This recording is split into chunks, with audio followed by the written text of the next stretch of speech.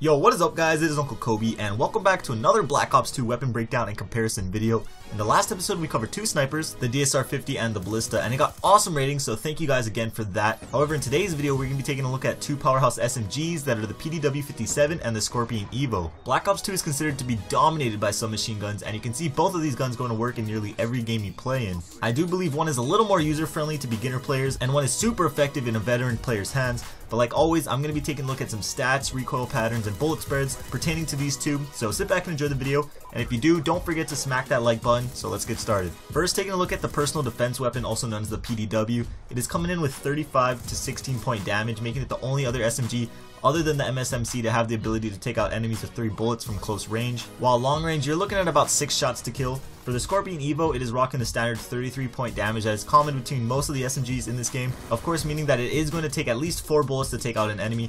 Its long range damage is slightly better at 18 points, but those 2 points really won't make a difference 99% of the time, so I wouldn't really worry about that. Taking a look at the fire rate, I'm sure most of you know that the Scorpion shoots ridiculously fast at around 1100 rounds per minute, give or take about 20 rounds, which makes this weapon the fastest shooting gun in the game. Up close, this gun seems like it instantly kills enemies because how fast it shoots, but it also makes it much harder to handle in long range gunfights. The PDW, however, comes in at an average 720 rounds per minute, which is much easier to handle at all distances, but if you do end up face to face with the Scorpion, you most likely will get mowed down instantly, unless of course you're a host, which means you're unstoppable. But moving on, what makes the PDW so effective is its massive 50 bullet magazine. This gun can easily be compared to the P90. It even has that signature flat looking magazine. By slapping on an extended clip, you're looking at about 67 bullets at your disposal, which is starting to get up there at the LMG's range. The Scorpion has a rather small magazine at 32 bullets, and when paired with its insanely fast rate of fire, you're going to be running out of bullets fairly quickly, so you're going to want to make sure you're hitting the target as much as possible. With extended clips, you're going to have 43 bullets, which is still smaller than the PDW standard clip, so as you can see, the magazine on the PDW is just really one of a kind. However, with that large clip, the PDW also has the slowest reload time at about 3 seconds, while the Scorpion reloads at little under 2 seconds, which is a little below average. So even though the PDW has a terribly long reload time, the 50 round magazine easily compensates for it. Now, taking a look at the recoil patterns for these two weapons, which as you all know has been updated slightly in that recent patch,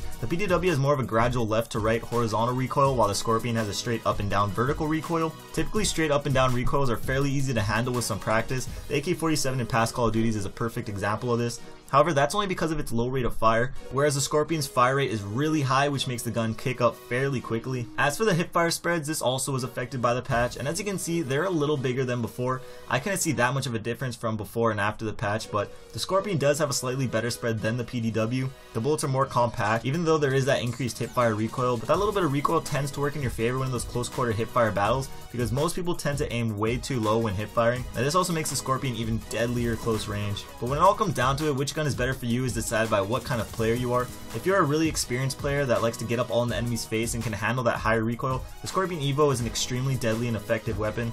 However, I do think the PDW is the overall better weapon because that large magazine, its strong damage, and its fairly low recoil. That's my opinion. Feel free to agree or disagree and leave your opinion down in the comments down below. But that's it for today's video. I hope you guys enjoyed it. These videos do take a lot of time to make, even though they are quite short, so if you can, please leave a rating. I would appreciate it very much. I got a bunch of awesome videos coming in the near future that I think you guys will enjoy, but again, thank you guys for watching. Check out yesterday's video on the left if you haven't seen it. I show you a pretty helpful trick to survive and destroy hunter-killer drones, and on the right I explain a new game mode coming to you in Black Ops 2, so hopefully you guys are having a great day. This is Uncle Kobe and I'll see you guys later. Peace.